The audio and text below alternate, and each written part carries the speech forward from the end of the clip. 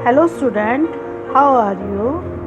आज मैं आपको एक कहानी सुनाऊंगी जिसे आप ध्यान से सुनेंगे। एक टेलर था, उसका नाम रमेश था।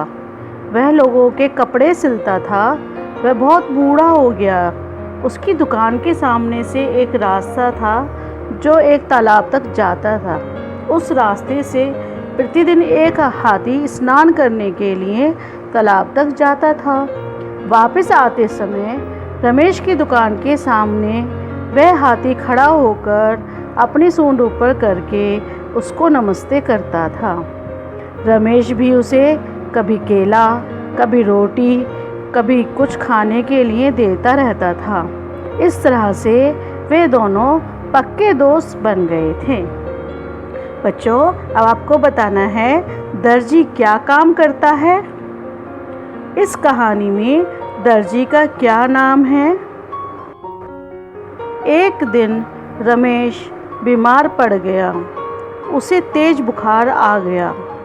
डॉक्टर से दवाई भी ली, लेकिन उसे 8 दिन के लिए पूरा आराम करने के लिए डॉक्टर ने कहा कि तभी आप सही हो पाएंगे।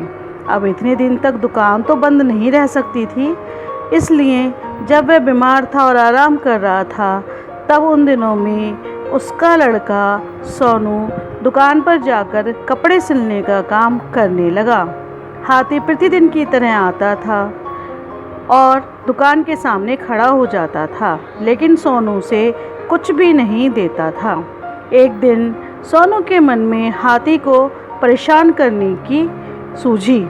जब हाथी दरवाजे के सामने आया, सूंड उठाकर उसने सोनू को नमस्ते की, तो उसने हाथी की सूंड में एक सुई चुभो दी। अब आपको यहाँ पर कुछ प्रश्नों के उत्तर देने हैं। रमेश की जगह दुकान पर कौन जाने लगा?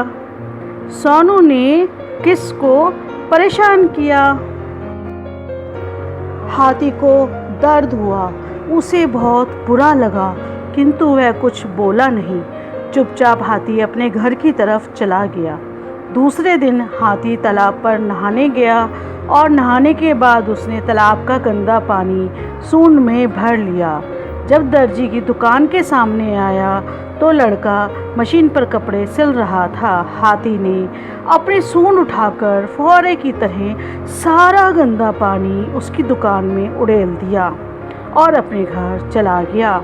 लड़के के कपड़े भी खराब हो गए और साथ ही साथ दुकान में टंगे हुए ग्राहकों के सभी कपड़ों पर भी गंदा पानी पड़ गया, जिससे वे सभी खराब हो गए। इस कहानी से हमें ये शिक्षा मिलती है कि हमें कभी भी किसी को सताना नहीं चाहिए। इसके साथ ही आपको कुछ प्रश्नों के उत्तर और देने हैं, जैसे हाथी को दर्द क्यों हुआ? हाथी ने अपना बदला कैसे लिया? इसके साथ ही साथ बच्चों, आपको इस कहानी का शीर्षक भी बताना है। धन्यवाद।